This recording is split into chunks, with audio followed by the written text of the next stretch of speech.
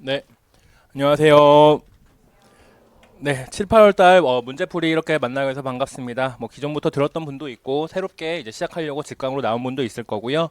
또 2차 떨어져가지고 좀 방만하게 공부하다가 나오신 분들도 제법 있는 걸로 압니다. 올해 여러분 이제 남은 기간 여름 그리고 이제 가을이면은 시험 부장 가는데 남은 기간 동안 딴짓하지 마시고 최대한 공부에 집중하셔서 올해 꼭 끝낸다는 마음가짐으로 하시면 좋겠습니다. 이제 진도 계획표는요 카페에 올려놓은 대로 이렇게 나갈 겁니다. 매주 한 가지 시대씩 한국사와 동양사를 동일하게 나갈 겁니다. 동일하게 나갈 거고 아마도 이제 한국사와 동양사가 똑같이 20점이다 보니까 수업 분량도 1대1로 맞췄어요. 1대1로 맞췄는데 다만 이제 한국사가 나올 수 있는 사건의 숫자는 훨씬 더 많습니다. 훨씬 더 많아서 한국사는 수업 시간에 했던 주제를 하고서도 여러분들이 추가적으로 개론서와 교과서를 반드시 읽어주셔야 되고요.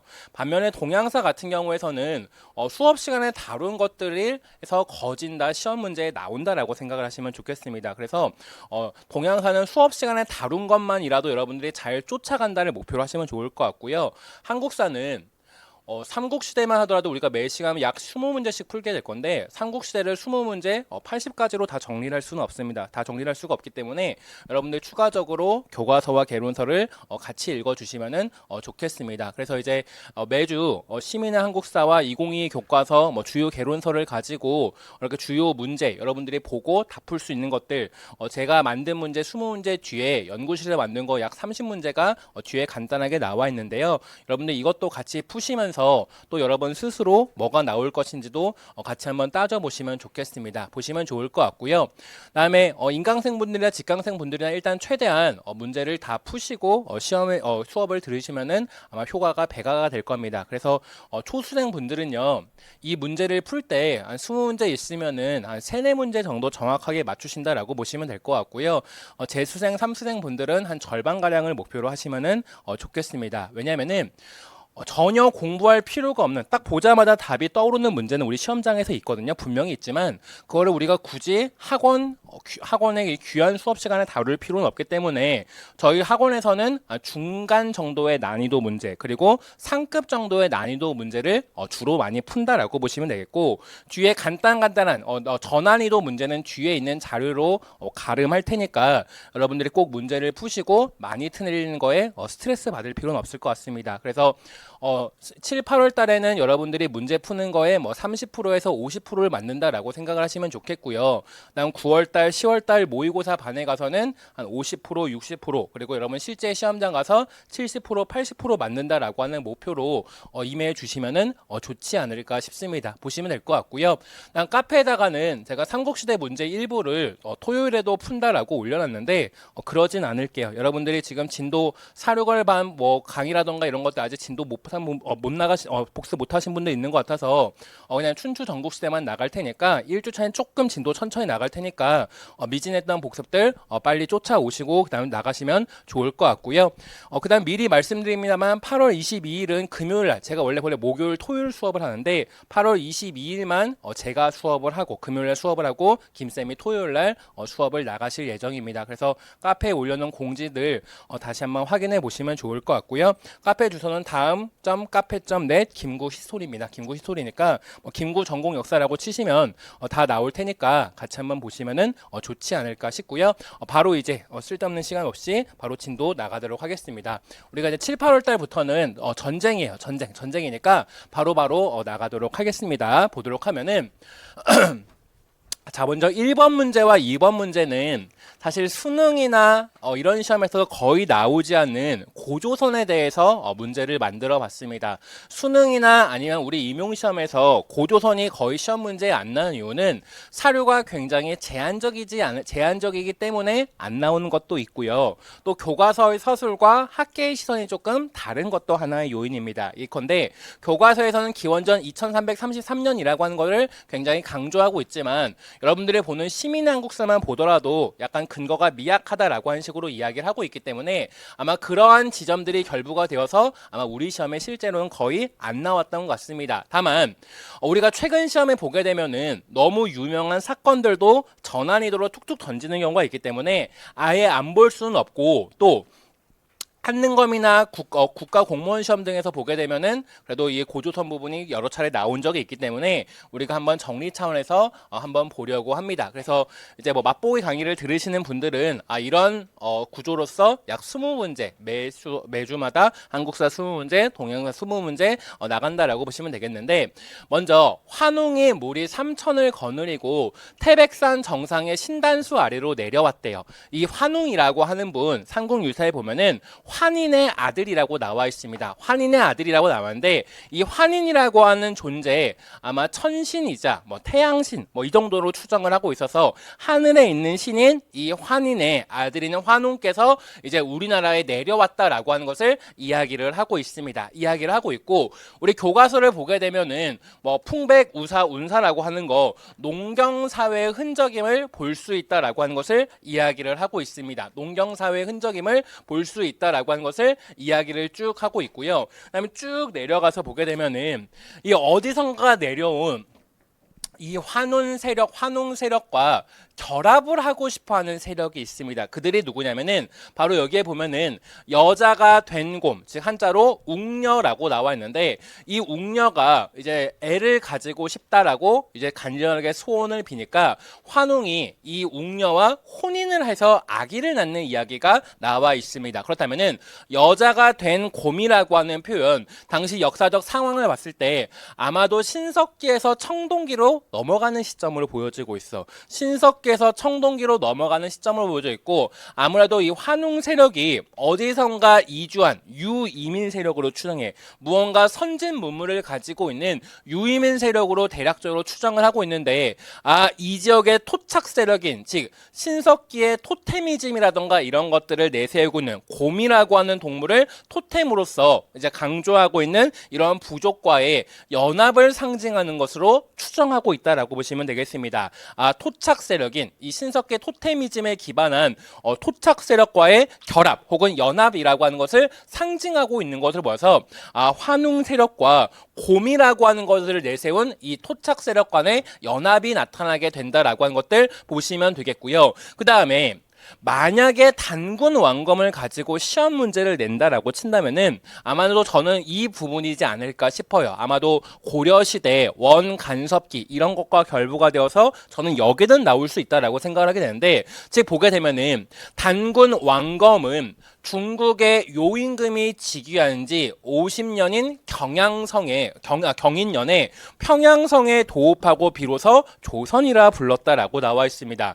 중국의 요임금이 즉위한 지 50년이라고 하는 문구가 대뜸 이 시점에 나오고 있습니다. 즉 삼국유사라고 하는 거 1년이라고 하시는 분이 쓰신 거죠. 충렬왕이 제위하고 있던 무렵에 1년이라고 하시는 분께서 썼는데, 그렇다라고 한다면은 이 원간섭기에 아마도 우리가 중국과 대등하다라고 하는 이런 역사 인식 속에서 이런 것들을 아마도 인위적으로 넣지 않았을까라고 추정을 하고 있습니다. 우리가 사실 기원전 2333년이라고 하는 것을 굉장히 교과에서 강조하고 있습니다만, 사실 그거의 근거라고 할 수 있는 부분은 삼국유사 그리고 조선 전기에 나와 있는 동국통감이라고 하는 겁니다. 삼국유사에서는 중국의 요임금이 즉위한 지 50년이라고 하는 시점을 제공을 했고요. 동국통감에서는 25년이라고 반을 줄였어요. 25년이라고 반을 줄여가지고 기원전 2333이라고 하는 거를 추산을 하게 되었는데, 사실 우리가 한국인을 위한 중국사만 보더라도 이 요임금이라고 하는 인물 자체가 약간 전설 속의 인물이다라고 분명하게 배우고 있습니다. 대중교양서적인 한의중 등에서도 요임금 자체를 전설 속의 인물이라고 얘기를 하고 있는데, 그렇기 때문에 요임금이 즉위한 지 50년이든 25년이든 이거 자체가 약간 가공된 이야기 정도, 약간 역사적 근거가 좀 미약하다라고 볼 수가 있을 것 같고요. 그렇다라고 한다면 왜 갑자기 고려 후기에 이런 식의 인식 등이 등장하게 되었을까라고 본다면은 아마도 이런 시대적 특수성이라고 하는 것이 많이 반영되지 않았을까라고 추정을 하고 있습니다. 그래서 동아시아사 교과서를 보더라도 우리가 한국사 교과서와 동아시아 교과서에 겹치는 내용으로 시험 문제 많이 나왔는데, 이 시점에 뭐 동아시아 3국에서의 민족 의식의 확립, 특히 베트남 등에서는 쩐흥따오의 활약이라던가 대왈사기라의 편찬과 우리나라에서의 삼국유사 제왕구의 편찬, 제왕운계 등의 편찬을 같이 이야기를 하고 있기 때문에 이러한 부분들 같이 기억을 해 주시면은 좋지 않을까 싶습니다. 그래서 우리 교과서를 보더라도 기원전 2333이라고 하는 게 근거가 미약하다 보니까 많은 교과서에서 삼국유사에 따르면 혹은 동국통감에 따르면이라고 하는 표현을 조심스럽게 넣고 있는데 그것이 아마도 교수님들, 학자분들께서 그것이 좀 근거가 미약하다라고 보기 때문에 그런 식으로 넣은 것이다 정도로 접근을 해 주시면 좋겠습니다. 보시면 되겠고요. 그다음 밑으로 내려가서요. 효해 그리고 고후의 시대로 천하가 비로소 평정되었는데 요동태수는 곧 위만을 외신으로 삼았대요. 즉 한고조 이후에 해제라던가 그 다음에 사실 고조의 부인 되시는 여시성을 가진 여인분께서 즉 여후라고 불리우시는 분께서 사실상 황제처럼 굴었던 시기, 그 시기를 고후의 시대다라고 이야기를 하고 있습니다. 한 고조의 부인이 사실상 황제의 역할을 했다라고 해서 고후의 시대다라고 이야기를 하기도 하는데, 어쨌거나 여기에 보면은 요동태수가 위만을 외신으로 삼았대요. 외신으로 삼았다라고 하는데 사실 여기다가도 밑줄을 쳐서 문제를 낼까 하다가 안 냈습니다. 뭘 안 냈냐면은 이 외신으로 삼는 대가가 이 중략 부분에 보면은 나와 있습니다. 뭐라고 나와 있냐면은 주변 세력이 한을 침범하는 것을 저지할 것을 약속하였습니다. 주변 세력들이, 주변 국가나 주변 부족들이 한 나라를 침범하는 것, 한 나라를 공격하는 것을 저지하겠다라고 약속을 하였고, 그러면서도 만약에 그들 중에서 한과의 통교를 희망하는 국가 혹은 세력이 있다라고 한다면은 그러한 통교를 막지 않겠다라고 하는 약속을 하였어요. 주변 세력이 한 나라를 공격하는 것을 저지하고 나아가 그들이 통교하겠다라고 희망할 경우에는 막지 않겠다라고 하는 것을 약속하는 대가로서 위만을 외신에 책봉을 했다고. 외신에 책봉했다라고 한다면은 약간 이런 느낌이라고 보시면 됩니다. 한이라고 하는 절대적인 국가가 있고 절대적인 강자가 있고 이 지역의 위만이라고 하는 사람을 외신으로 책봉을 했다라고 하고, 그러면서 주변 세력들이 한 나라를 침범하는 것을 저지할 것을 역할을 부여받았다라고 한다면은 이 당시에 이 중국에서는 철기 문화라고 하는 것이 만들어지고 엄청나게 발달하고 있었고, 그 발달된 철기 문화를 위시한 여러 가지 선진 물물들을 위만이 독점적으로 수용하고 있다라고 보시면 돼. 이 한반도 부근 지역에서 위만은 이 산으로부터의 여러 가지 선진 물물들을 독점적으로 공급을 받고 그 대가로서 주변 세력을 통제하고 나아가 그들 중에서 한과의 통교를 희망하는 국가가 있다라면은 간섭하지 않을 것을 약속하였다라고 하는 것들 보시면 되겠습니다. 그래서 한과 위만 사이에 이제 엄청나게 이런 긴밀한 관계가 형성되었다라고 하는 것들 함께 기억해 주시면 될 것 같고요. 그래서 이런 식으로 이제 관계를 맺었는데, 그런데 이제 사료에 보게 되면 우리 교과서라던가 사료에 보면은 갑자기 무제가 죄인을 모집해 조선을 공격하는 이야기가 나오고 있습니다. 그러면은 천자가 죄인을 모집해 조선을 공격할 때 그 이유라고 하는 거 어떤 부분이 있을까라고 본다면은 먼저 동아시아 교과서에서 등에서 이야기하는 것 등은 뭐가 있냐면은 당시 무제는 흉노와의 전쟁을 지속적으로 치르고 있어. 흉노와의 전쟁을 지속적으로 치르고 있어서 그들을 사실상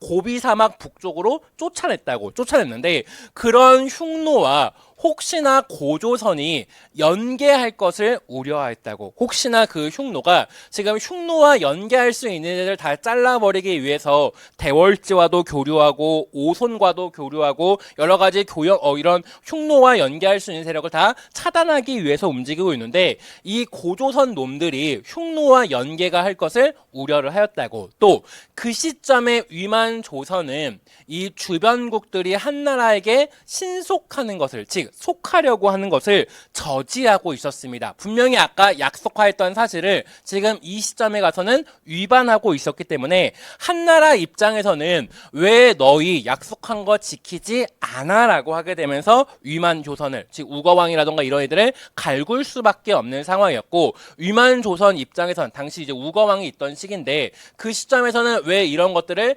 저지할 수밖에 없었냐면은 이 당시에 당시 고조선이라고 하는 나라는 이른바 중개무역의 이익이라고 하는 것이 굉장히 많았기 때문에 그렇습니다. 즉 중개무역이라고 하는 거, 고조선이 중심이 되어서 주변국들과 한나라 사이를 연결시켜주는 무역을 중개무역이라고 하게 되는데, 그 중개무역의 이익이 굉장히 많았기 때문에 주변국과 한나라가 직접적인 관계를 막는 것을 꺼려하였고, 그렇기 때문에 이러한 신속을 저지하고 있었는데 그러한 것들이 다 빌미가 되어주고 전쟁으로 이어지게 되었다라고 하는 부분들 같이 기억해 주시면 되겠습니다. 보시면 되겠고, 이제 뭐 배경이라고도 볼 수 있고 그 다음에 하나의 계기라고도 볼 수 있는 사건은 또 뭐가 있냐면은, 사실 이 시점에 한번 이 고조선을, 위만조선을 회유하기 위해서 사신인 누구를 보냈습니까?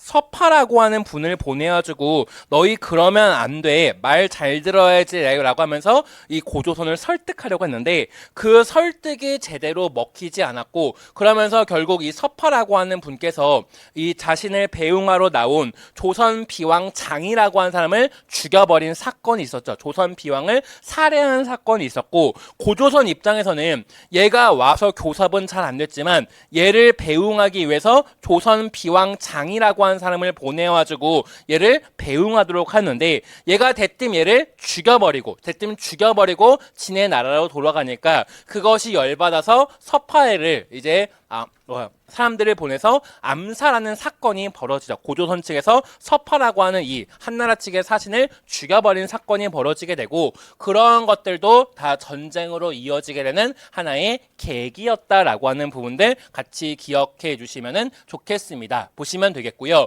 그래서 사실 교과서에 보면은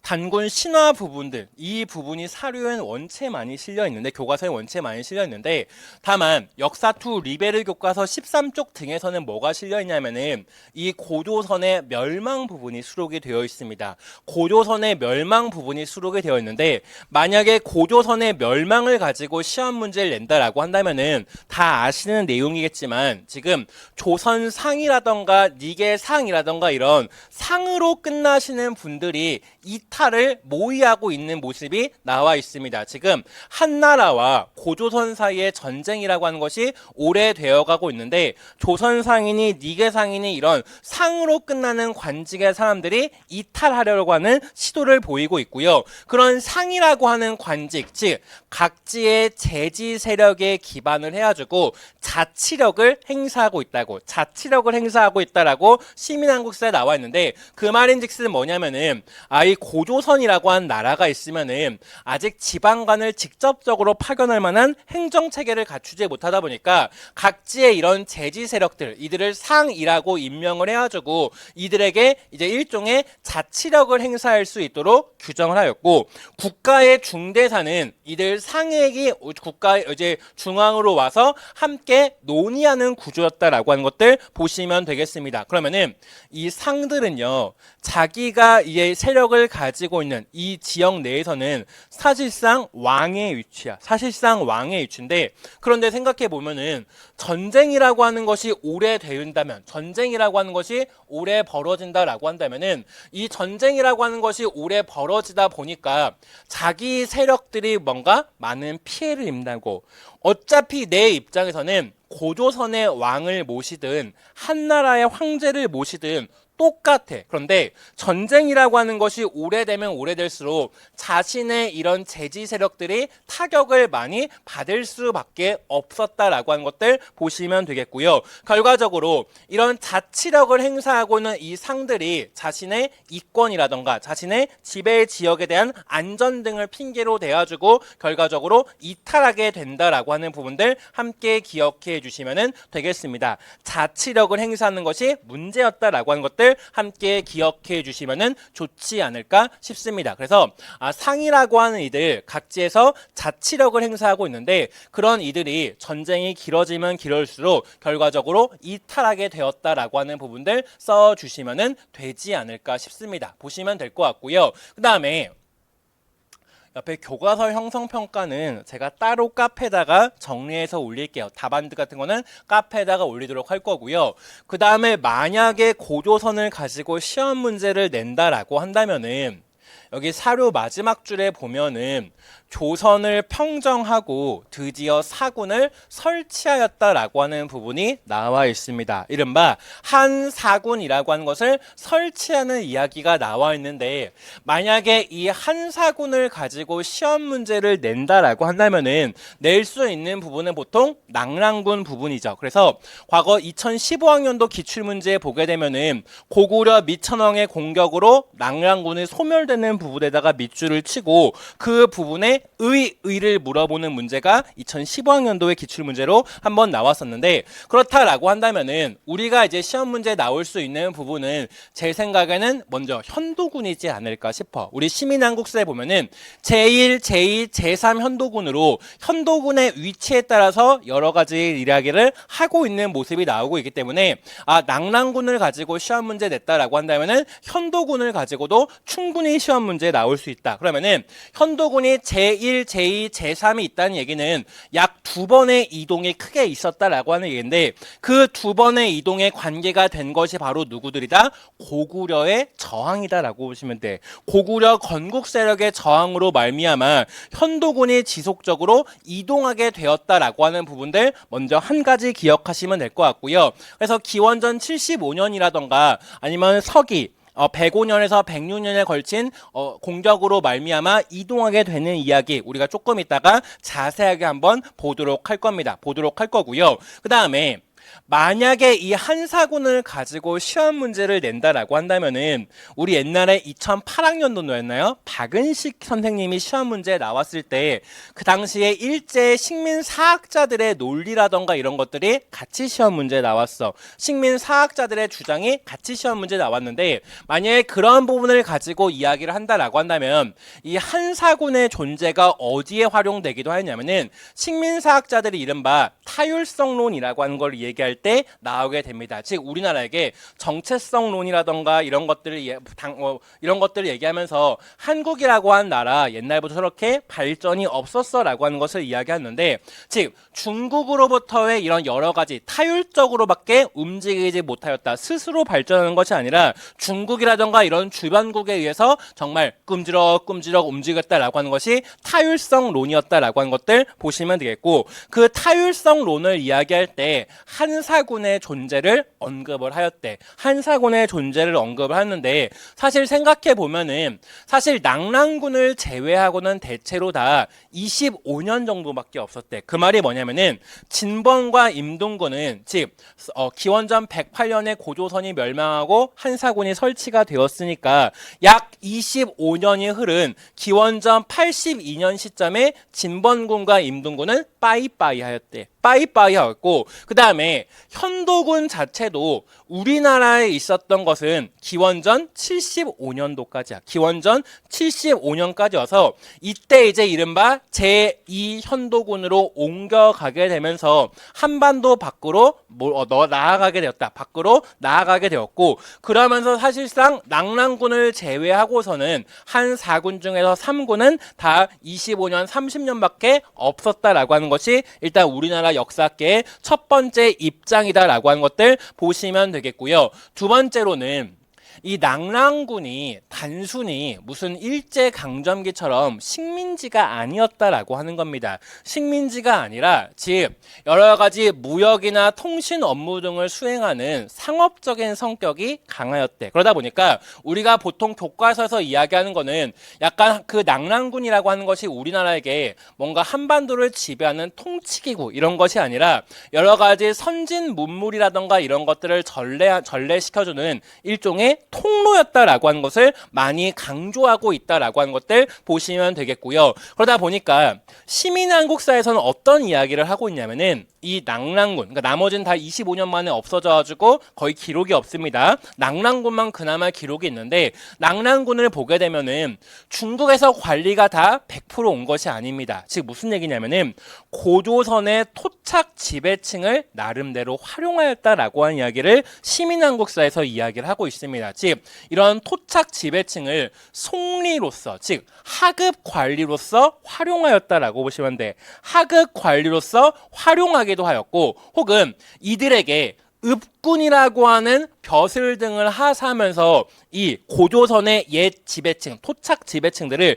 끊임없이 회유하려고 노력을 하였대. 그 말하다 보니까 중국에서 건너온 사람들도 있었지만 이 고조선의 토착 지배층을 하급 관리로 쓰거나 읍군이라고 하는 일종의 명예직 같은 벼슬 등을 주게 되면서 끊임없이 이들을 화유하다 보니까 중국에서 온 관리들과 고조선의 토착 지배층이라던가 이런 이들이 결합을 하였고, 그러다 보니까 중국의 문화도 아니고 완전히 고조선의 문화라고도 할 수 없는 독특한 낙랑 문화라고 하는 것이 형성되었다라고 하는 것을 이야기를 하고 있어서, 만약에 이 한사군을 가지고 시험 문제를 낸다, 그리고 이거를 고난도로 가지고 시험 문제를 낸다라고 한다면은 송리라던가 읍군 벼슬이라던가 이런 것들 충분하게 나올 수 있겠다라고 하는 것들 보시면 되겠습니다. 보시면 되겠고요. 그 다음에 당시의 기록에 보면은 중국으로부터 상인이라던가 이런 사람들도 많이 건너왔대. 뭐가 만들어지면서? 낙랑군 등이 만들어지면서. 그러다 보니까 이전보다 상업거래라던가 이런 것들이 보다 더 활발해졌던 것 같아요. 그러다 보니까 원래 이전에는 뭐 잘못을 저지르면 죄를 준다 정도의 내용, 즉 8가지 정도에 대해서만 규정하고 있었던 범금 8조라고 하는 것이 있었는데, 이 범금 8조라고 하는 것이 중국으로부터 많은 사람들이 건너오고 상업 활동이 여러 가지로 다양하게 전개가 되다 보니까 약 60여 개의 조로 분화되었다라고 하는 것을 이야기를 하고 있어서, 60여 개의 조로의 분화라고 하는 것은 물론 한 낙랑군에 저항하는 사람들이 있었기 때문에 만들어진 것으로 볼 수 있지만, 이런 상업 활동이라고 하는 것이 더욱더 활발하게 전개가 되다 보니까 관련된 규정이라던가 이런 것들도 보다 더 구체화되었다라고 해석하시는 분들도 있다라고 하는 것들 함께 기억해 주시면 좋겠습니다. 그래서 여러분들 오늘 복습을 하실 때 한국사만큼 여러분들이 꼭 교과서라던가 시민한국사를 같이 보시면 좋다라고 말씀을 드렸는데, 교과서에 보면은 낙랑군 이야기를 할 때 독특한 고분 양식이라던가 칼이라던가 이런 것들이 교과서에 수록된 이유가 그런 독특한 낙랑 문화를 보여주고 있기 때문이다라고 하는 것들 함께 기억해 주시면 되겠습니다. 그래서 교과서 보실 때 이런 것들이 낙랑 문화에 해당되는구나라고 하는 것들 함께 느껴주시면 좋을 것 같습니다. 좋을 것 같고요. 넘어가도록 할게요. 1번 문제 다 했죠? 다 했습니다. 보도록 할 거고요. 넘어가게 되면은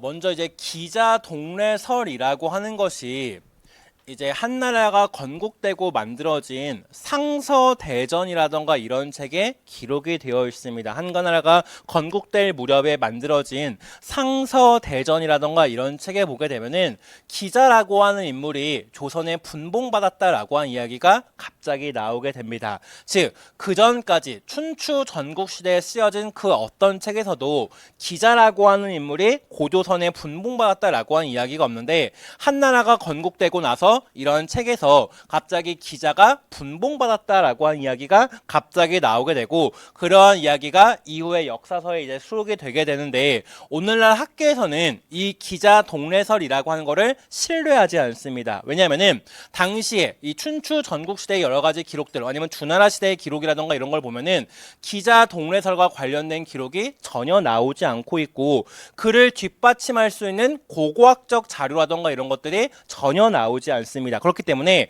후대에 갑자기 이런 이야기가 갑자기 툭 들어갔다라고 해서 그거를 믿을 수 없다라고 보고 있다고. 아마도 당시 한 무제라던가 이런 인물들이 고조선에 대한 침공이라던가 이런 것들을 이야기하게 되면서 그 고조선이라고 하는 지역, 옛날부터 우리와 사실은 관련이 있는 지역이었어 라고 하는 인식이 나타나다 보니까 이런 식의 책 등도 나타나지 않았을까라고 조심스럽게 추정을 하고 있는데, 혹시나 이 기자 동래설 이야기가 지금 2022 교육과정에서는 전혀 이야기가 안 나오고 있는데, 과거 2009 개정 한국사 교과서인가 이런 데 보면은 기자 동래설을 비판하는 이야기가 교과서 본문에 수록되어 있기도 했습니다. 그래서 그냥 혹시나 몰라서 한번 우리가 중국사 연습하는 김에 한번 보도록 하면은, 무왕승은이라고 해서 무왕이 이겼대요. 누구를? 은나라를 이겼대. 은나라를 이겼고, 그러면서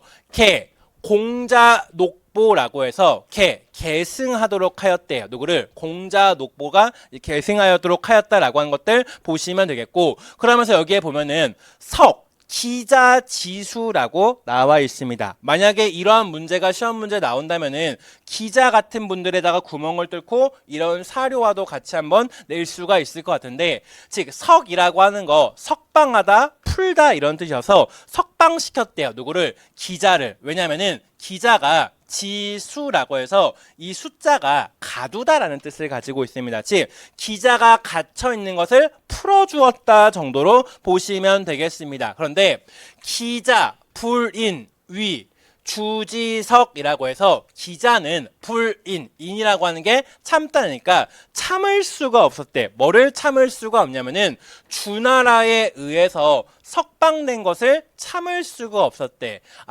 기자라고 하는 인물, 주나라가 건국되기 전이었던 상나라 혹은 은나라라고 불리던 시절에 정치적으로 간언을 하다가 감옥에 갇혔던 인물이야. 그러다가 새 왕조인 주나라가 들어가고 나서 갑자기 석방이 되었기 때문에 이거를 참을 수가 없었대. 그래서 주지조선이라고 해서 도망치다, 달아나다라는 뜻입니다.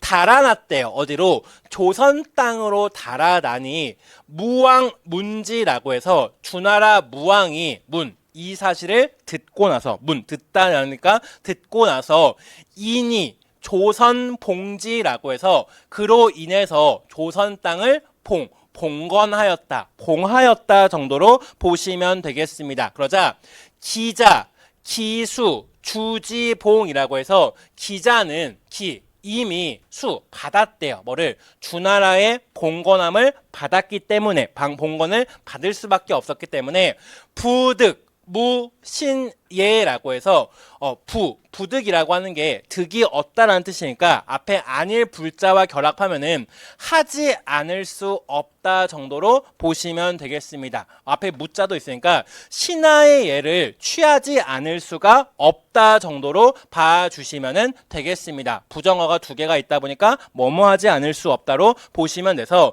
그래서 고어 13사 내조라고 해서 그런 고로 13년에 내조라고 해서 와주고 조문을 하였다 정도로 보시면 되겠습니다. 그러자 무왕, 인, 기조, 이, 홍범이라고 해서 무왕께서는 그로 인해서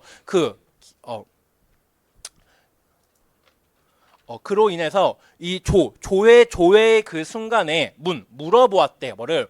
홍범에 대해서 물었다 정도로 함께 봐주시면 될 것 같고요. 그 뒤에 거는 쓸데없는 이야기야. 어쨌거나 우리가 여기에서 기억할 거는 이 기자라고 하는 인물을 조선 땅에 분봉하였다는 얘기가 상서대전이라고 하는 책에 수록된 이후로 여러 가지 역사서에 갑자기 수록이 된다고. 한나라 시기에 나온 이 상서대전이라고 하는 책에서 갑자기 기자가 조선으로 도망을 쳤고, 그래서 이 조선 후로 분봉하였다라고 하는 이야기를 하고 있는데, 그렇다면은 이 기자 동래설, 이 주나라 시기라던가 춘추 전국 시대의 기록에는 전혀 나타나 있지 않고 이를 뒷받침해 줄 수 있는 고고학적 증거라던가 이런 것들이 전혀 없기 때문에 믿을 수는 없다는 거야. 믿을 수는 없는데, 다만 이 기자가 조선 땅에 분봉이 되고 이후에 그의 후손들이 조선 후로 분봉되었다라고 하는 이런 관념은 우리가 조선 시대의 무슨 관념으로 이어지게 된다? 우리 조선 땅에도 예로부터 기자라고 하는 인물이 분봉받았다라고 하는 인식으로 이어지게 되고요. 그러다 보니까 사림이 집권하였던, 즉 조선 전기라던가 이런 시기에 보게 되면은 소중화주의라고 하는 것이 나타나게 돼. 명나라가 중하고 우리가 소중하다라고 하는 것을 이야기하면서 특히 이제 사림들은 그러다 보니까 기자라고 하는 인물을 굉장히 중시해서 예전에 기자라고 하는 인물이 우리 조선 땅에 분봉받았다라고 하는 사실을 굉장히 중시한다라고 하는 것들 보시면 되겠고요. 그 다음에 명나라가 멸망하고 나서는 그 중화라고 하는 것, 우리가 계승하였다라고 하는 조선 중화론이라고 하는 것이 대두하게 된다라고 하는 것들 보시면 되겠고, 이런 조선 중화론이 대두하게 되면서 그러면은 우리나라 역사에서도 한번 정통이라고 하는 것을 확립해 보자라고 하게 되면서 저 기자가 우리 조선 땅에 오왔고 그 기자의 후예인 기준이라고 하는 사람이 삼한 지역으로 가서 마한 지역의 왕이 되었다라고 이야기를 하게 되면서 이른바 마한 정통론이라고 하는 것까지 이어지게 된다라고 하는 것들 함께 기억해 주시면 되겠습니다. 이 조선 중화론이라고 하는 게 나오게 되면서 우리나라 역사에서도 이 정통이라고 하는 것을 다시 한번 체계화 시켜보자라고 하는 시도가 나타나게 되고, 그러면서 이익이라던가 안정복이라던가 이런 인물들에 의해서 마한 정통론이라고 하는 것이 확립된다라고 하는 것들 함께 기억해 주시면 되겠습니다. 보시면 되겠고요. 그 다음에 여러분 답안지를 채점하다 보니까 저는 수업 시간에 판서를 위해서 이런 화살표라던가 이런 는이의 표시 등은 하지만 여러분 답안지에다가 이런 표시를 하면 안 됩니다. 여러분 답안지에다가 화살표 표시를 하고 는의 표시를 하는 등에 있는 분들이 있는데 이런 기호는 쓰면 안 됩니다. 하나의 단어, 하나의 문구, 문장으로 완성체로 써야지 이런 식의 예를 들면 영모는 흉노다 이런 식으로 쓴 게 아니라 영모 는 흉노 이런 식으로 답을 쓰시는 분들이 간혹 있던데 절대로 안 됩니다. 절대로 안 되고요. 다음 두 번째로 보면은 우리가 교과서라던가 시민한국사 등에 보게 되면 무슨 이야기를 또 하고 있냐면은 이 고조선이 즉 위만 조선이 고조선이 두 차례에 걸쳐서 철기 문화를 수용받는 것을 이야기를 하고 있습니다. 먼저 첫 번째는 기원전 5에서 4세기, 특히 이제 4세기 무렵일 것 같은데요. 기원전 5에서 4세기 무렵에 처음으로 철기 문화라고 하는 것을 수용을 하게 되면서 그러다 보니까 이 시점에 연이라고 한 나라에도 맞서려고 하는 시도가 나타나게 된다라고 하는 것들 봐주시면 되겠습니다. 보시면 되겠고, 그럼 기원전 5에서 4세기 무렵에 왜 이 시기에 철기 문화라고 하는 것을 수용할 수 있었는가라고 본다면은 교과서라던가 시민한국사에서 모두 이야기하고 있습니다. 무슨 이게 즉 당시가 전국 시대로 접어드는 혼란기였고 전국 시대로 접어드는 혼란기 속에서 많은 중국의 유이민들이 고조선 땅으로 유입이 되다 보니까 자연스럽게 고조선에서도 이 철기의 문화라고 하는 것이 수용될 수밖에 없었다라고 하는 것을 이야기를 하고 있습니다. 그래서 이 시기에 조선후가 강성해져가지고 연나라에게 감히 맞먹으려고 할 수 있었던 요인, 유이민의 유입, 철기 문화의 수용이다라고 하는 것들 같이 기억해 주시면 되겠습니다. 다만 문제가 있습니다. 무슨 문제가 있냐면은 아무리 이 연이라던가 이런 전국시대의 국가들로부터 조선 땅으로 많은 사람들이 유입이 되었을지언정, 유입이 되고 그들이 가지고 온 철기 문화라고 하는 것이 나름대로 받아들였을지언정 여기서 사람들이 가지고 오는 철기 문화는 약간 최신 철기 문화라던가 이런 것들은 아닐 가능성이 크겠지. 왜냐면은 당시에 철기라고 하는 거는 워낙 이 시대의 완전 혁명적인 제품이다 보니까 이런 유희민들이 가져가는 철기 문화는 약간 조금 이제 뭐 이전에 만들었던 조악한 것일 가능성이 컸고, 뭔가 이 시대는 철기라고 하는 것이 끊임없이 막 개발이 되면서 점점점 완성도가 높아지고 있는데, 그 발달된 철기 문화까지는 얘네가 완전히 수용을 하지 못했던 것으로 보여. 그래서 나름대로 철기 문화를 수용하면서 자신감을 갖고 이 연나라에게 한번 대들려고 노력을 합니다만, 연나라 진계의 공격에 약 서방 2천리의 땅을 속절없이 빼앗겼다라고 하는 이야기를 하고 있고요. 그러다 보니까 우리 교과서에 보면은 원래 고조선이 이 요동 지역을 라호아 지역을 근거지로 하고 있다가 이 시점에 가서 오늘날 평양 일대로 중심지가 이동되었을 것이다라고 하는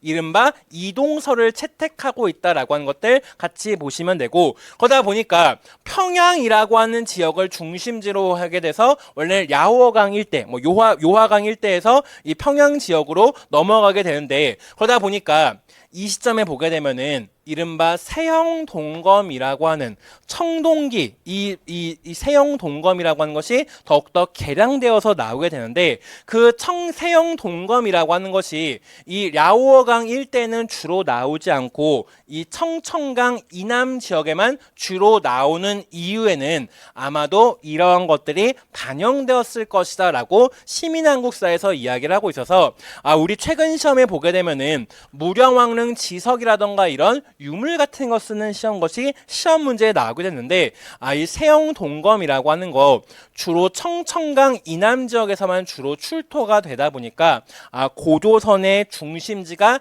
이동되었음을, 진계의 침입으로 말미암아 이동되었음을 보여주는 하나의 고고학적 자료다라고 하는 것들 함께 기억해 주시면은 좋겠고요. 그러면은 우리 교과서에서는 강조하고 있는 이야기가 뭐냐면은, 청동기 문화는 중국의 것과 다르대.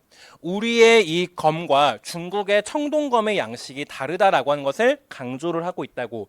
반면에 철기 문화라고 하는 것은 중국으로부터 건너온 거다라고 이야기를 하고 있어. 그러다 보니까 중국 측이 항상 개량된 철기 문화를 늘 가지고 있고, 그 개량된 철기 문화에 늘 목마를 수밖에 없는 것이 우리 한반도 지역, 이 시기의 모습이었다라고 하는 것들 보시면 되겠고, 그렇다라고 한다면은 당시에 이제 위만이라고 하는 인물이 이제 진나라가 멸망하고 한나라가 건국된 다음에 원래는 이 연나라 지역에 노관이라고 하는 사람이 분봉이 돼. 이 노관이라고 하는 사람은 유방과 중마고우입니다. 생일이 같아가지고 어릴 때부터 친했어. 예를 들면은 우리가 어릴 때 만난 친구가 나랑 생일이 똑같다라고 한다면 뭔가 감정이 이상해가지고 뭔가 친하게 지낼 거 아닐까? 약간 그런 친구였다. 그런 친구여서 유방이 한이라고 한 나라를 다 이제 만들고 전국을 통일한 다음에 나의 중마고인 이 노관을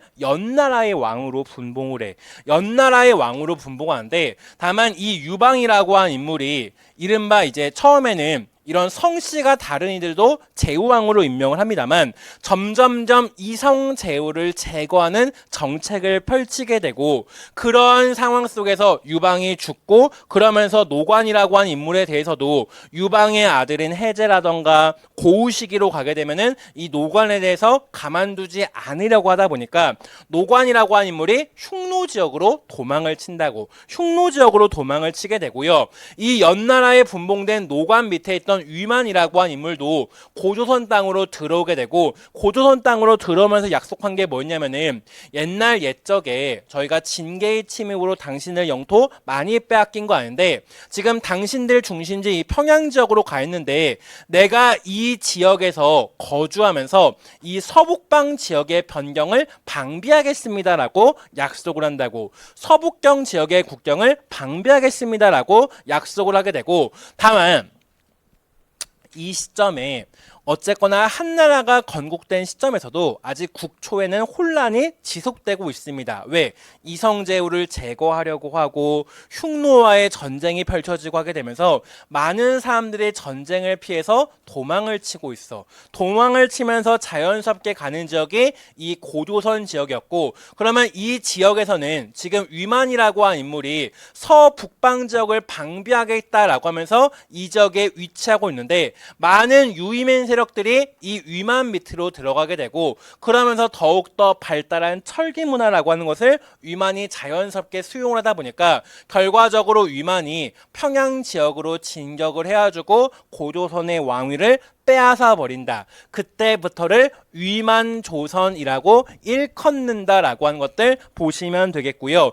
사료 속에 보면은 이 위만이라고 하는 인물이 준왕으로부터 약속을 하죠. 내가 이 지역을 지키겠다, 서북방 지역을 지키겠다라고 약속을 하게 되는데, 그러면서 자연스럽게 사료 속에 나오는 이야기가 뭐냐면은 중국인 망명자를 수용하여서 점점점 세력이 강대해졌다라고 하는 이야기가 나와 있습니다. 중국인 망명자를 수용하여서 점점점 세력이 강성해졌다라고 하는 것을 이야기를 하고 있고, 그래서 그 중국인 망명인들을 수용해서 세력이 강성한 다음에 준왕을 공격하니까 준왕이 상대가 되지 않는 이야기가 나오게 되는데, 아마도 이 중국인 유이민을 수용하면서 보다 더 발달한 철기 문화라고 하는 것을 수용하였기 때문일 것이다 라고 하는 것들 같이 기억해 주시면 되겠습니다. 보시면 될 것 같고요. 그 다음에 보게 되면은 내가 이거 손 인식을 좀 꺼야겠네요. 끌게요. 잠깐 이번 시간 끝나고 끌게요. 여기 보게 되면은 뭐 노관이라던가 이런 인물들에 대해서 쭉 나오고 있고, 그다음에 위만에 대해서 사료를 해석하기에 따라서는 어떻게 해석할 수도 있냐면은 조선 옷을 입고 상투를 틀었다라고도 해석을 할 수가 있어. 그렇기 때문에 아마도 이 위만이라고 한 사람 원래부터 조선인 계통이었을 것이다라고 추정하시는 분들도 있다라고 하는데, 그냥 그런갑다라고 하는 것들 함께 기억해 주시면 되겠습니다. 보시면 되겠고요. 그 다음에 우리 교과서에 보면은 이런 식의 지도가 되게 많이 수록이 되어 있습니다. 교과서 출전을 쓰는 걸 제가 깜빡했는데요. 다른 건 다 썼습니다. 그냥 보게 되면은 당시에 고조선에 대해서 한나라 군대가 해군과 육군을 통해서 이렇게 진격하게 된다. 누선 장군과 좌장군의 군대가 이렇게 공격을 하게 된다라고 하는 것들 보시면 되겠고요. 그런데 이 위만조선, 그러니까 당시에 이제 이후에는 위만이 죽고 우거가 왕이던 시기인데, 그 전쟁을 앞두고 이런 사료가 눈에 띕니다. 무슨 사료면은 우거가 한나라에게 격파되기 이전에, 정확한 시점은 몰라요. 격파되기 이전에 조선상 역계경이 우거에게 가나였으나 받아들여지지 않자 동쪽의 진국으로 갔대. 정확히 몇 년인지는 모르는데 한나라에게 멸망되기 전의 이야기래. 전의 이야기여서 시민의 한국사 등에서는 뭐라고 해석을 하고 있냐면은 아마도 한나라와의 충돌이 가시화되는 시점에 전쟁을 피해야 된다 파와 전쟁을 해야 된다라고 하는 두 진영으로 나뉘었던 것으로 이해를 해. 고조선의 정계가 전쟁을 해야 된다, 하지 말아야 된다로 나뉘었던 것으로 보이고, 이런 역계경 등은 전쟁을 하지 말아야 된다라고 하면서 이를 강력하게 주장하다가 받아들여지지 않으니까 이탈하는 이야기가 나와. 이탈하는 이야기가 나오고, 그런 역계경을 수많은 사람들이 따라갔다라고 하는 표현이 나오는 걸 봐서는 아마도 이런 경이라고 하는 직책, 상이라고 하는 직책은 나름대로의 자치력을 행사하다 보니까 휘하에 이런 수많은 사람들이 따르고 있다라고 하는 것을 우리가 알 수가 있고요. 그 다음에 한나라가 들어와서 전쟁이 장기화되자 뭐 니계상 참이라던가 노인이라던가 이런 인물들이 이탈하여서 우거를 죽였다라고 하는 것들 보시면 되겠고요. 그 다음에 여기 사료에서 미스테리한 국가죠. 이 진국이라고 하는 애들이 등장을 한다고. 아마도 여러 가지 기록을 보았을 때 이 진국이라고 하는 나라 아마도 한반도 남부에 있었던 것으로 보여. 고조선이 여기에 있다 보니까 고조선의 동쪽이라고 한다면은 아마도 한반도 남부 지역으로 추정을 하고 있고요. 그러면은 이 진국과 그 다음에 이후에 사만이라고 한 나라가 들어서게 될 때 진국과 사만 간의 관계가 문제가 되게 되는데, 그러다 보니까 여러 가지 설이 있는데 그래서 뭐 진국을 진한으로도 비정하시는 분들도 있지만 시민의 한국사 등에서는 뭐라고 조심스럽게 이야기를 하고 있냐면은 아마도 이 진국을 후에 목지국으로 이렇게 이해하는 설도 있다라고 이야기를 하고 있다고. 목지국이라고 한 나라 오늘날 천안 아산 일대에 있던 이 사만의 특히 마한을 주도했던 국가인데 아마도 이 진국을 목지국과 동일시하는 의견이 요새는 조금 좀 강하다 정도로 함께 기억을 해 주시면 좋겠습니다. 그래서 한반도 남부의 진국으로 역계경 등이 이탈할 때 이천여호가 함께 하였다라고 하는 부분들 함께 기억해 주시면 되지 않을까 싶습니다. 넘어가도록 할게요. 넘어가면은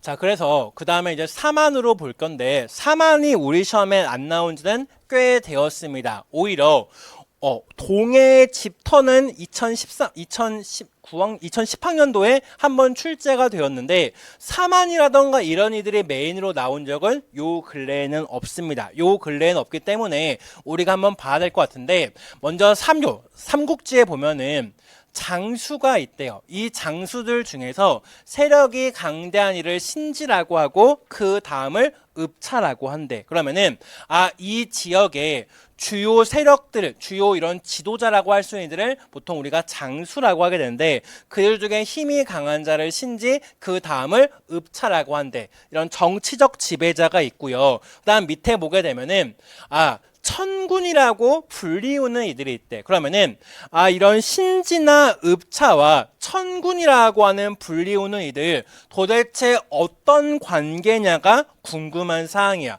어떤 관계냐가 궁금한 사항인데 그러면 기역이라고 하는 존재, 신지나 읍차 등은요 정치적 지배자죠. 반면에 천군이라고 하는 존재는 종교적 지배자입니다. 각각의 영역이 분리되어 있다고. 원래 청동기 시대 이래로 재정 일치가 일반적이야. 정치와 종교를 하나의 지배자가 이렇게 좌지우지하는 경우가 일반적인데 이 사만이라고 하는 지역은 아마도 농경이라던가 이런 것들이 훨씬 더 잘 되다 보니까 그런 건지는 몰라도 정치의 지배자와 종교의 지배자가 분리되어 있었다. 즉 한마디로 말해서 재정 분리 사회였다라고 하는 것이 중요합니다. 다른 지역은 여전히 국왕에 해당되는 인물 혹은 군장에 해당되는 인물이 제사까지 주관하는 경우가 일반적인데 이곳은 재정 분리였다라고 하는 것들 함께 기억해 주시면 되겠습니다. 보시면 되겠고요. 그 다음에 이야기했죠. 이 기자라고 하는 사람이 조선 땅에 분봉이 되었고 그 기자의 후손인 기준이라고 이제 할 수 있는 사람이 마한 지역으로 도망쳐서 한나라 사만 지역으로 도망쳐서 스스로 한왕이라 칭하였다라고 하는데 한왕이라고 칭했으니까 아마도 마한 지역으로 추정을 하고 있고 그렇다라고 한다면은 아마도 그렇다 보면은 기자에게 있었던 정통 기준으로 계승이 되었고 기준이 다시 마한으로 넘어가다 보니까 마한 정통론으로 계승되었다라고 하는 부분들 함께 기억해 주시면 되겠습니다. 보시면 되겠고요. 그 다음에 지그시에 들어갈 내용은 대방군입니다. 랑랑군, 현도군, 임동군 진범군 이렇게 4군이 있고요. 그 다음 훨씬 후대에 공손씨 세력에서 만들어진 대방군이라고 하는 것이 있습니다. 정확한 위치는 랑랑군보다 좀 더 아래 지역으로 보시면 돼. 랑랑군보다 좀 더 아래 지역이다라고 하는 것들 보시면 되겠고요. 그러면은 지그시에 들어갈 거 바로 대방군이 있다라고 하는 것들 보시면 되겠습니다. 보시면 되겠고요. 그 다음에 이게 도형으로 들어가다 보니까 이상하게 그려졌구나. 원래 이 신지라던가 읍차라던가 이런 이들은 원래는 청동, 세영동검이라던가 이런 것들을 이제 주된 이런 지도자로서의 상징을 보여주는 물건으로서 활용을 할 때 청동, 세영동검이라고 하는 것을 지도자의 권위로서 활용하였다라고 하는데 점차 시기가 지날수록 철제 단검이나 뭐 고리, 자루, 칼 등을 활용하였다라고 하는 것을 이야기하고 있는데 시험 문제에 나올 만한 급은 아닌데 처음에는 이 삼안 지역에서도 처음에는 이런 청동 등을 활용해서 지배자의 권위를 보여주는 물건으로서 활용을 하다가 지배자의 권위를 보여주는 물건도 점차 철제로 전환되어 간다 정도로만 함께 기억을 해 주시면 되겠습니다. 보시면 되겠고요. 그 다음에 우리가 교과서에 이런 지도가 되게 많이 수록이 되어 있는데 교과서에 늘상 나오는 이야기에 뭐가 있다? 오늘날 천안 지역에 목지국이 있다라고 다 표시가 되어 있어. 천안 지역에 목지국이 있다라고 표시를 하고 있고 시민한국사 등에서는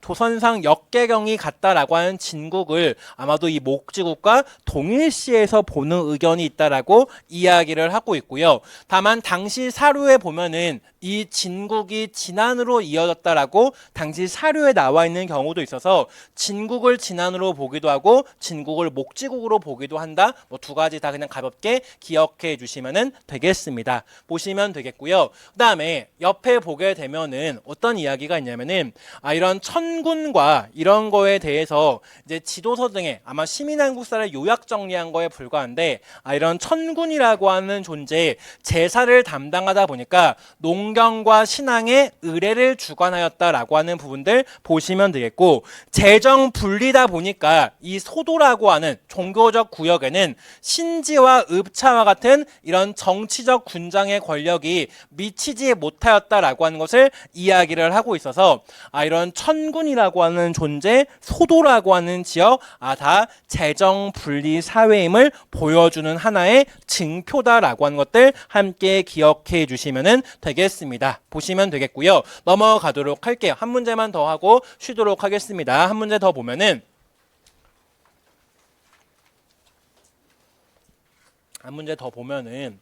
자, 이제 부여라고 하는 나라가 있습니다. 부여라고 하는 나라가 있는데요. 여기만 하나 하고 그냥 쉴게요. 부여라고 하는 나라가 있는데 부여라고 하는 나라는 최근에 2018학년도에 동부여를 쓰는 문제가 나왔고 그 다음에 2013학년도에 부여의 풍속을 가지고 한번 시험 문제에 냈던 적이 있습니다. 의려와 의라라고 하는 부분도 선지 속에서 언급이 되었는데요. 그렇다면은 의려와 의라 기출된 부분이니까 당연히 중요하고 그 주변부의 인물들도 굉장히 중요하다라고 하는 것들 함께 기억해 주시면 좋겠습니다. 또 이 부여의 정치 형태에 대해서도 이렇게 여러 가지 책 등에 대해서 자세하게 이야기를 하고 있으니까 여러분들 같이 보면 좋은데 먼저 보면은 시민의 한국사에서 유난히 얘기하고 있는 부분은 뭐냐면은 우리 이거 사륙을 반대 사료로 보았죠. 바로 음루라고 하는 이들입니다. 음루라고 하는 이들은 원래 부여 밑에 신속하였다가 3세기 초 무렵이 되면은 부여로부터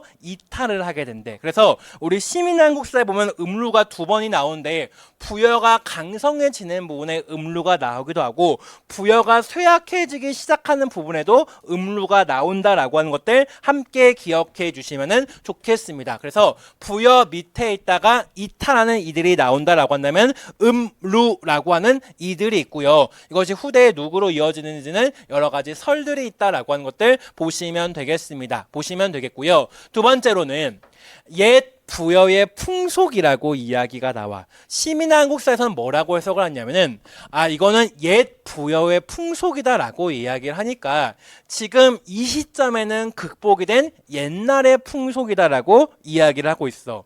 마여가 죽고 그의 아들 6살짜리 의려가 왕으로 오르는 그 시점에 이미 옛날의 풍속으로 언급되고 있다라고 하는 것을 이야기를 하고 있다고. 그러면은 이 옛 부여의 풍속이라고 하니까 옛날에는 이랬는데 지금은 그렇지 않다라고 하는 거야. 그러면은 왜 이 시점에 지금은 그렇지 않다라고 하는 표현이 나올까라고 본다면은 위에 부여의 왕 위구태 시절에 공손씨와의 혼인 관계라던가 이런 것들이 형성이 되면서, 공손씨와의 혼인 관계라고 하는 것이 형성이 되면서부터 아마도 부여의 왕권이 점점점 강해지지 않았을까라고 추정을 하고 있다고. 예컨대 지금 부여 내부에 유력 5세력이 있는데 흉년이 들면은 여기에 수장을 담궈버린대. 근데 여기에 수장이 바깥에 공손씨라고 하는 이들과 혼인 관계가 체결이 되고 있다 보니까 이제는 함부로 담글 수 없는 사람이 된 거야. 옛날에는 비가 안 오고 가뭄이 들고 뭐 홍수가 나고 이러면은 너 때문이야 라고 하면서 여기에 수장을 죽여버리는 일들도 있었는데, 이제는 이 수장이 외부의 초강대 세력인 공손씨 세력과 혼인 관계가 체결이 되다 보니까 함부로 담글 수 없는 뭔가 조금 더 위상이 격상되었다 정도로 보시면 되겠고요. 그러면은 시민한국사에서 이야기를 하고 있어. 왜 이 시점에 공손씨의 세력은 부여와의 혼인 관계라고 하는 것을 체결을 하였을까라고 본다면은 아마도 고구려를 견제하고자 하는 양자의 이해관계가 일치하였기 때문이다라고 이야기를 하고 있습니다. 즉 공손씨 세력이 있고요, 부여가 있고요, 고구려가 있다라고 생각을 하면 돼. 그러면 이 당시에 고구려라고 하는 이들은 무슨 짓을 하고 있냐면은, 시민한국사에 따르면은 부곡저 일대로 영향력을 뻗치고 있대. 여기에 부곡저가 있는데 이 부곡저 지역으로 영향력을 뻗치면서 고구려가 점점점 강성해지는 게 보이다 보니까 부여 입장에서도 공손씨 입장에서도 고구려를 함께 견제하겠다라고 하는 필요성을 느끼기 시작을 하게 되었고요. 또 이 고구려가 어쨌거나 점점점 팽창을 하면서 요동 지역 그리고 한반도 북부 지역으로 영향력을 점점점 확대해 나가다 보니까 이런 거를 저지해야 될 필요성을 느껴가지고 공손씨와 부여 간의 혼인 관계라고 하는 것이 체결이 되었고, 아마도 이런 혼인 관계를 체결하게 되면서 부여 왕권의 위상이 높아지다 보니까 옛 부여의 풍속과 지금의 풍속을 구분하여서 이야기하지 않았을까라고 추정하고 있다라고 하는 것들 함께 봐주시면 되겠습니다. 보시면 되겠고요. 그런 와중에 또 뭐 중국 왕조와도 친밀한 관계도 하나의 요인이겠죠. 그런 와중에, 그런데 시간이 지나가지고 대략 4세기 초 무렵으로 가면은 이때는 2세기 중후반 이 시점에는 이제 막 점점점 이렇게 잘 나가는 이야기가 나오다가 3세기 중반 이럴 때는 잘 나가는 이야기가 나오다가 점점점 이제 잘 안 나오는 이야기가 뭐냐면은, 자치통감에 보면은 사료 원문에는 백제의 침입으로 기존의 중심지를 빼앗기고 전현 근방으로 나라의 중심지를 옮겨갔다는 이야기가 나와.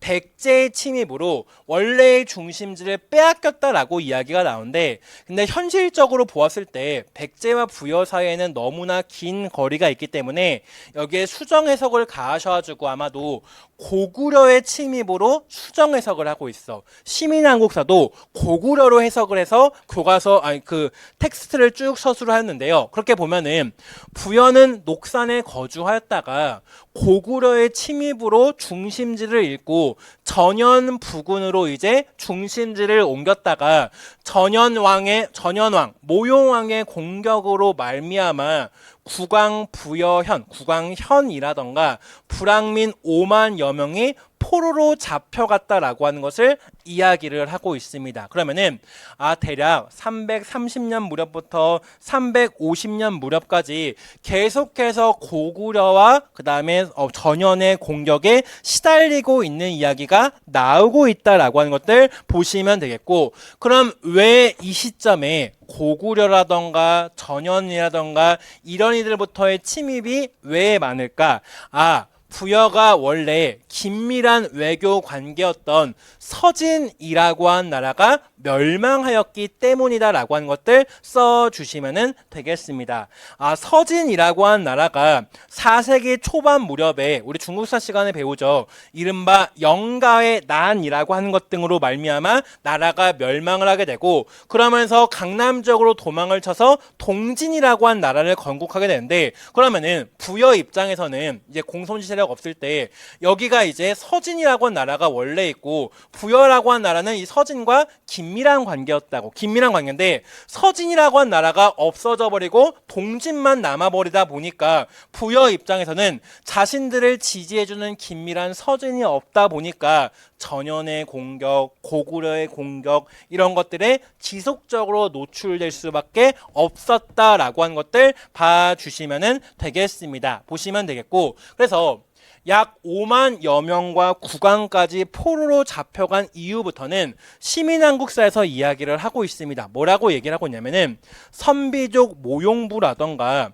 고구려 등의 보호를 받는 국가로 전락하였다라고 하는 것을 이야기가 나와. 선비족 모용부라던가 고구려 등의 보호를 받는 국가로 전락을 하였고, 사실상 독립국의 면모를 잃어버리게 되었다라고 하는 것을 이야기를 하고 있다고. 독립국의 면모를 잃어버리게 되었다라고 하는 것을 이야기를 하고 있고, 그러다 보니까 그로부터 몇십 년 지나지 않아가지고 결과적으로 이제 부여라고 한 나라가 고구려에 병합되기에 이른다라고 하는 것들 함께 기억해 주시면 되겠습니다. 보시면 되겠고요. 그래서 우리 시민한국사 등에도 이렇게 나와 있죠. 교과서 등에도 뭐라고 나와 있냐면은 역사 투 미래인 교과서에 보면은 3세기 이후 선비족의 침입으로 쇠퇴였대. 그러면은 의려 을하 시기도 얘기하고 있고 국왕 현 시기도 이야기를 하고 있고요. 그런 여러 가지 침입으로 말미암아 점점점 쇠퇴하게 되었고, 그래서 결국 5세기 고구려에 의해서 완전히 복속되었다라고 하는 것을 이야기를 하고 있어서 선비족의 침입으로 점점점 쇠퇴하였다. 이 선비족 전현이라고 한 나라를 세우기도 하였다라고 하는 것들 보시면 되겠고, 결과적으로 고구려에게 완전히 복속되었다라고 하는 것들 같이 기억해 주시면 되겠습니다. 보시면 되겠고요. 그래서 아까 부여의 왕 위구태와 공손씨 간의 혼인 관계가 체결이 되고, 그 다음에 왕위에 올랐던 인물이 간위거라고 하는 인물이 있습니다.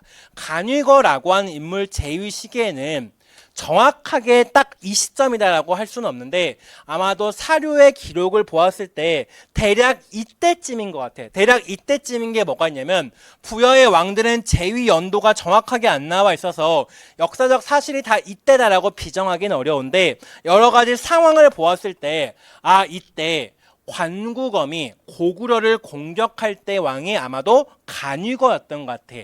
간위거였던 것 같고, 그 당시에 위나라를 지원했던 것이 바로 부여였다. 간위거가 제위하던 시기에는 고구려와 관구검 사이에 전쟁이 벌어지고 있었고 위나라를 지원하였다라고 하는 것들 함께 기억해 주시면 되겠고요. 그 다음에 의려라고 하는 왕이 나오게 되는데, 의려라고 하는 왕, 우리 기출문제에 나왔죠. 285년 선비족 모용부, 모용씨라고 봐도 됩니다. 모용부의 공격으로 말미암아 자결하신 분이 의려다라고 하는 것들 보시면 되겠고, 그래서 이 당시에 지배층 일부가 부곡저 지역으로 피신을 가게 되었고, 이 부곡저 지역으로 피신 갔던 지배층이 이후에 돌아오지 않으니 그들을 뭐라고 한다? 동부여라고 한다라고 하는 것들 기억하시면 되고요. 동부여가 고구려 광개토 대왕에게 복속되었다라고 하는 것이 2018학년도 기출문제였습니다. 2018학년도 기출문제였다라고 하는 것들 보시면 되겠고, 그 다음에 이렇게 침입을 받아서 저 동쪽으로 도망을 쳤다가 누구의 도움으로 나라를 회복한다? 서진의 도움으로 나라를 회복하니 그때의 왕이 누구다? 의라다라고 하는 것들 보시면 되겠습니다. 보시면 되겠고요. 그 다음에 시간이 지나서 국왕 현 시기로 가게 되면은 아마도 대략 이때쯤의 사건으로 보이게 됩니다. 무슨 사건이냐면은 원래 부여의 중심지였던 지린시 일대를 고구려 고국 원화에게 빼앗겼던 시기가 국왕현의 제휴연간으로 추정을 하고 있고요.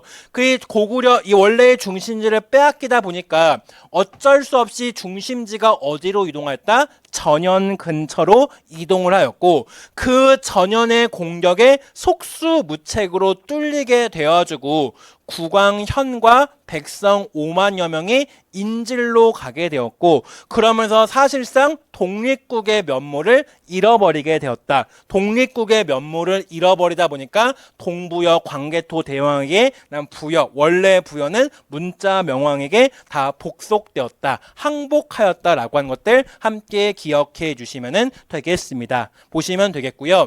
여기에 나와 있는 텍스트 같이 한번 읽어 보시면서 잠깐 쉬었다가 이어서 나가도록 하겠습니다. 잠깐 쉴게요.